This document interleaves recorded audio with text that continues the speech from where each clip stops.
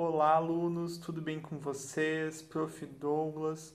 Hoje estamos indo com um cenário um pouquinho diferente, eu estou gravando aqui de casa. Então, como está a bandeira vermelha neste momento que eu estou gravando o vídeo, né? Então, estamos em bandeira vermelha aqui em Caxias do Sul, a gente está trabalhando em home office, todos os professores da escola, mas não por isso a gente vai estar deixando de fazer vídeos novos para vocês, de criar novas aulas, trazer novos assuntos para vocês, certo? Então, meu vídeo de hoje a gente vai falar um pouquinho sobre design para redes sociais, né? Então, a criação de arte para redes sociais. Espero que vocês gostem, aproveitem esse vídeo e qualquer dúvida estou aqui para ajudá-los. Vamos lá, então? Seguindo, então, galera, vamos lá. Então, design para redes sociais. Nossa aula de hoje é sobre este assunto, certo? Os nossos alunos de design gráfico, marketing digital, ou até mesmo para quem tem curiosidade nessa área, quer se aprimorar, quem sabe no futuro fazer um curso nessa área. Então já vai algumas dicas aí para vocês, então. Vamos lá.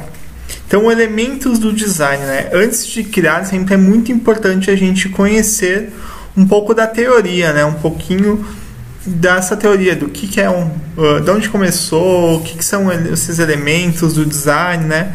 Então até ajuda para tornar as decisões de criação, né, propriamente a criação, a nossa arte, o nosso processo criativo mais bonito, né? Então, além da nossa arte, nosso desenho, né, nossa criação ser bonita, ela tem que passar da mensagem que ela quer comunicar. Então, por isso que é muito importante a gente ter essa teoria dos elementos do design, toda essa questão, para a nossa arte, a nossa criação passar a mensagem que ela realmente está querendo passar. Porque às vezes não importa, não é muito tão importante, né? Se a gente não conseguir se comunicar, não fica tão importante. Vamos lá. Então, alguns elementos, né, do design, né? As linhas. O que são as linhas, né? Então, linhas são a distância entre dois pontos. Não necessariamente as linhas são retas, tá? Então, pode ser que nem eu botei ali no exemplo. Uma linha curva, uma linha quebrada, mas que continua. Então, é a distância entre dois pontos, tá? Isso são linhas. Então, formas são contornos de um objeto plano. Elas podem ser geométricas ou orgânicas. O que são formas geométricas? Posso usar como exemplo triângulo, quadrado, retângulo, um círculo. São formas geométricas. E as formas orgânicas, então, elas não têm uma forma geométrica, né, as orgânicas. Então, elas representam alguma coisa. Ela tenta transmitir alguma imagem. Por exemplo, ali que eu tenho o exemplo da carta. A gente olhar para ela, não é uma carta, certo? Mas ela transmite essa sensação de carta. Por exemplo, eu posso usar isso, por exemplo, se eu for usar a imagem de um bigode, né? A forma de um bigode, o contorno de um bigode, a gente vai saber que remete a um bigode. A mesma coisa se for com um pato ou uma boca, desde que ela seja uma forma, não uma imagem, ela vai ser orgânica porque ela vai remeter a algum objeto, a alguma imagem, né? E não vai ser geométrica, ela não vai ter uma forma geométrica definida, né? Os objetos, então, são formas em 3 dimensões. Eu usei ali o exemplo da nossa caixa, né? Eles têm profundidade, torna mais real o objeto. Se eu fizer só um quadrado, vai parecer um quadrado. Se eu fizer já ele em 3D, já vou poder pensar, é uma caixa, é um dado. Eu vou ter outras questões, então eu vou poder aguçar melhor, né, a imaginação e a minha arte para o meu cliente, certo? Então, os objetos seriam umas formas, só que com 3 dimensões. O espaço, então, é a distância entre dois elementos.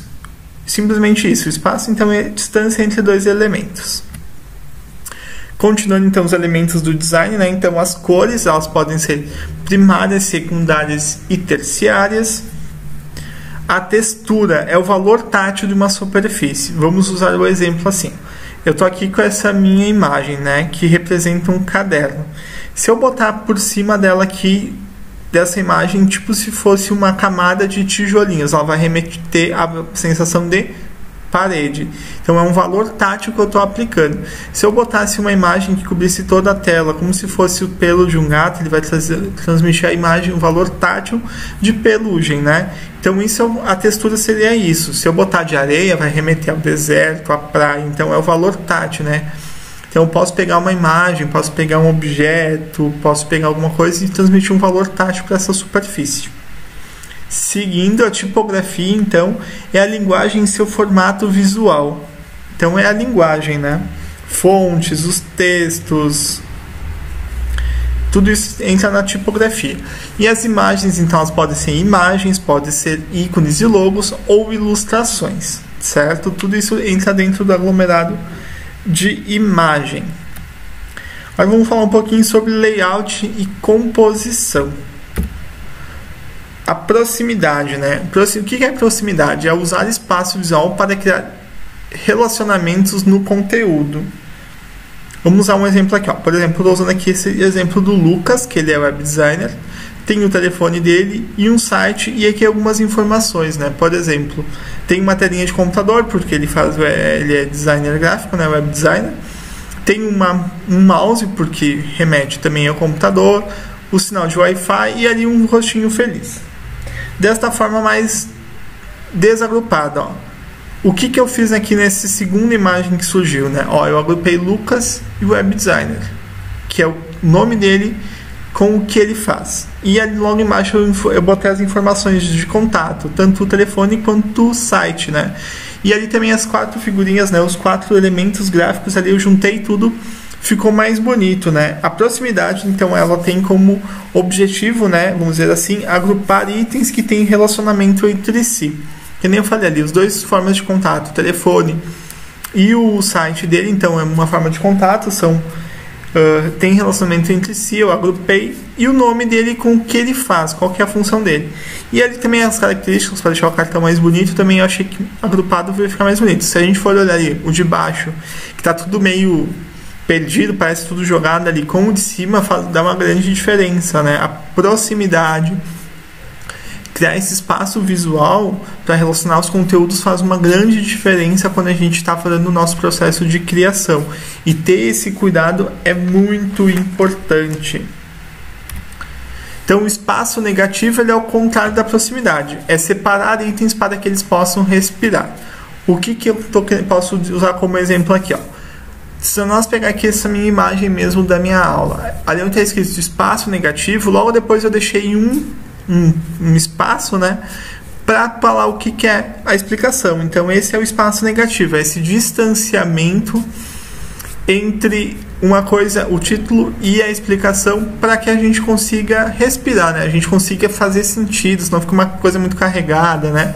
Então, assim, esse espaço negativo é justamente esse exemplo. Se a gente pegar no que eu mostrei antes, foi o espaço negativo, seria o espaço que eu deixei entre o nome Lucas e o web designer para os telefones de contato e o site. Aquele espaço que tinha sido criado ali também pode ser o espaço negativo. Vamos seguindo. Alinhamento. Então, o alinhamento é utilizado para distribuir o texto uniformemente entre as margens. E é muito importante que ele seja constante, ou seja, se eu usar numa criação o alinhamento centralizado, é importante eu seguir com o centralizado até o fim dela. Se eu já uso o justificado, a mesma coisa. Vocês estão vendo que quando eu falei justificado, centralizado, alinhado à esquerda, alinhado à direita, às vezes ficou mais fácil de entender o que é o alinhamento. A gente muito utiliza quando a gente está escrevendo um texto no Word, certo? Mas também a gente utiliza o alinhamento na criação gráfica. Quando a gente está produzindo um material gráfico, a gente também vai utilizar o alinhamento. E ele é muito importante neste processo todo também. O contraste, né? Ele é visto quando 2 itens são diferentes um do outro. Pode servir como para guiar os olhos, dar ênfase ou chamar a atenção para algo importante. Por exemplo, ali depois do contraste ali, eu faço todos os títulos, depois tem tipo como se fosse um risca de marca-texto, né? Isso aí eu posso usar como contraste, né? Que é para chamar a atenção de vocês para o título, né? Para falar do que eu vou estar falando. Então eu posso utilizar esta forma, né? Como você pode criar contraste usando cor, formato, tamanhos e estilos de fontes. Ali eu usei tipo um formato, né? Como se fosse um destaca-texto. Eu podia botar uma letra muito maior. Eu mudei o título, né? Meu título está diferente do que o restante da explicação, tá com cores diferentes, então isso é para dar um contraste. Se eu estou fazendo a criação, por exemplo, eu estou criando uma propaganda, um anúncio de uma promoção, o que eu vou fazer? Eu vou tentar usar uma cor mais vibrante, tentar chamar a atenção do meu cliente para dizer que ali tem uma promoção. Eu não posso deixar tudo na mesma cor, tudo no mesmo tamanho de fonte, não fazer essas diferenciações de contraste que não vai chamar atenção, vai parecer uma coisa única, né?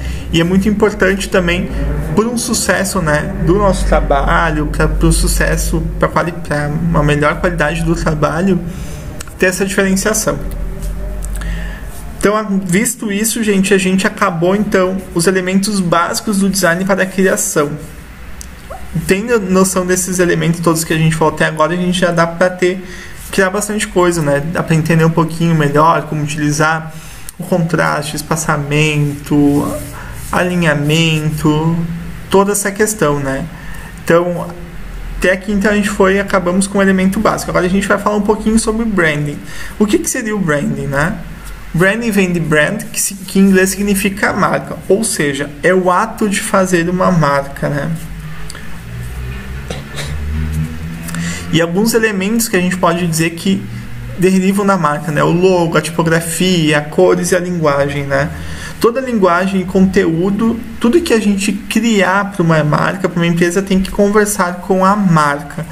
Então, eu vou usar aqui o exemplo do Instituto Mix, né? Aqui na primeira imagem em cima a gente tem o logo do Instituto Mix, né, de profissões. Nesse tom mais avermelhado com o amarelo. E na imagem de baixo eu tenho o site do Instituto Mix. Vocês estão vendo que as mesmas cores que eles usam usualmente lá no logo, vermelho e amarelo, tá no site. A diferença aqui é que o logo tá em branco, porque eles usaram a faixa com vermelho. Então, geralmente vai ter essas cores, branco, vermelho e o amarelo. Não vai fugir muito disso, tá? No processo de criação da marca do Instituto Mix. Isso seria o branding, né? É fazer a marca. Então, sempre que a gente vê, talvez, essa aspinha amarela, a gente já vai relacionar com o Instituto Mix. A gente vai lembrar, Instituto Mix. Por mais que eu não tenha escrito lá tudo, Instituto Mix, por ela ser amarela, talvez a gente já vai relacionar com a empresa. Muitas empresas trabalham fortemente isso, né? Outro exemplo que eu posso trazer, por exemplo, é a Coca-Cola, né? Você já viu algum material de publicidade, de campanha da Coca-Cola tem azul? Não, porque azul é da Pepsi, né? Então a gente não vai trabalhar com a Coca-Cola com a cor azul, a gente vai tentar trabalhar com as cores vermelhas. E vice-versa, a Coca-Cola, a Pepsi também não vai trabalhar muito com a cor vermelha, porque ele vai remeter a outra empresa, né? A outra marca também do mesmo segmento, com um refrigerante muito parecido, vamos dizer assim. Vou ser julgado agora, talvez, né? O pessoal dizer, não, Coca-Cola é melhor, a Pepsi é melhor. Mas são muito parecidos, certo? Então é esse cuidado que a gente tem que ter, né? E algumas dicas que eu posso trazer aqui para vocês. Tem um objetivo claro, né? É muito importante ter esse objetivo claro. O que eu quero fazer, de que forma eu quero fazer, como eu vou fazer, né? É importante sempre lembrar que os elementos, eles juntos, né, formam uma marca. Então, juntando todos os elementos, cor, objetos, tipografia, vão formar a marca. Outra questão muito importante, outra dica bem importante é seja fiel à sua marca. Então, a sua linguagem, a sua identidade visual, ela tem que ser coesa, ela tem que conversar. Se eu tiver uma identidade visual mais jovem, eu posso ter uma linguagem mais jovem, né? Se eu tiver uma identidade visual mais clássica, eu vou ter que ter uma linguagem talvez mais formal. Eu não posso, por exemplo, fazer um trabalho, não é que eu não posso, mas não fica talvez tão bom. Um trabalho, por exemplo, uma empresa de advocacia, que tem uma identidade visual talvez mais séria, por se tratar de uma lei, de algum serviço que a gente está buscando, que a gente está precisando de um apoio jurídico, né? E usar gírias na publicação, usar uma linguagem mais jovial. A não ser que se trata de algum tema mais jovem. Por exemplo, o Estatuto da Juventude, né? Vou falar sobre o Estatuto da Juventude, vou fazer uma publicação sobre o Estatuto da Juventude, eu vou talvez usar uma linguagem mais jovial. Douglas, mas você está falando de direito também, está falando de uma lei. Sim, mas voltada para o jovem. Então é muito importante a gente ser fiel à marca, né? A entender quem é o nosso cliente, qual é a marca que a gente está trabalhando, ou até a nossa própria marca, né? Quem que é o meu público, quem que é a minha persona, né? E ser fiel a essa marca na criação, tá? Outro ponto importante, outra dica, é analise suas postagens, né? Não adianta eu, por exemplo, fazer um dia uma postagem com tudo em tons de vermelho, no outro dia eu vou lá fazer uma postagem tudo com tom de azul, depois tudo tom de amarelo. Eu não vou criar uma simetria, não vou criar uma lógica, vamos dizer assim, para o meu cliente, né? Foi o que eu falei do Instituto Mix. Quando a gente vê aquela aspas em amarelo, a gente já pode remeter ao Instituto Mix, porque é sempre daquela forma que é feito, né? Ela é usada daquele jeito, a gente já remete ao Instituto Mix. Se eu começar a mudar muita cor, botar um dia rosa, um dia verde, um dia laranja, um dia cinza, ela perde um pouco o seu sentido, né? Então, analisar suas postagens é um pouco isso, né? Tentar criar uma simetria entre todas as minhas publicações para minha marca ficar coesa, né?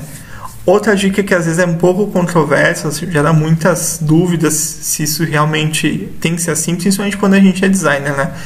Que alcançar seu objetivo é mais importante que a beleza da sua imagem. Às vezes quando a gente é designer, a gente quer criar a imagem mais linda, mais maravilhosa, mais perfeita aos meus olhos. Mas para o cliente, às vezes aquilo não vai ser bom e não vai converter em venda. Então, às vezes, o meu objetivo é conseguir mais vendas com aquela publicação, com aquela criação gráfica, eu vou ter que alcançar esse objetivo. Ela não precisa ficar mais maravilhosa e mais linda aos meus olhos, mas aos olhos do cliente é importante isso. É importante que seja convertido em vendas, se esse for o meu objetivo. O mais importante sempre é o objetivo ser alcançado. De nada vai adiantar todo o meu trabalho, todo o meu esforço, ter uma imagem maravilhosa, perfeita, se ela não alcançar o objetivo. Obrigado, gente. Por hoje é isso. Eu já fiz alguns outros vídeos falando um pouquinho sobre dicas de sites, né? Que podem ajudar a vocês para ter inspiração, para buscar ideias de imagens, de fontes. Então, busquem esses outros vídeos também quando precisarem alguma ideia, alguma ajuda para a criação. Sempre que precisarem também, professor, estou criando aqui um conteúdo, tá ficando bom, me dá uma ajuda, me dá uma dica, a gente está aqui para se ajudar, tá, gente? Muito obrigado e até a próxima.